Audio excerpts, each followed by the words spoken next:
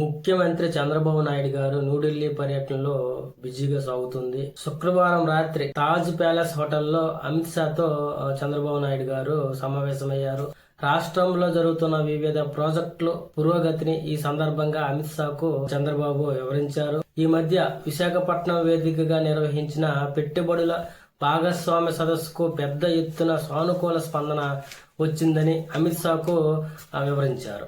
అలాగే రాష్ట్రంలో రాజకీయ పరిణామాలపై సైతం వీరు ప్రస్తావించుకున్నట్లు సమాచారం. ఆ తర్వాత క్రడాయ్ నేషనల్ సదస్సులో చంద్రబాబు నాయుడు గారు అయితే పాల్గొనడం జరిగింది. అదేవిధంగా మనకు తెలుసు, ఎకనామిక్ టైమ్స్ సంస్థ ఆయనకు పురస్కారాన్ని ప్రకటించింది. ఈ నేపథ్యంలో టీడీపీ ఎంపీలు అదేవిధంగా తన స్నేహితులు చంద్రబాబు నాయుడు గారికి ఘనంగా సత్కరించారు.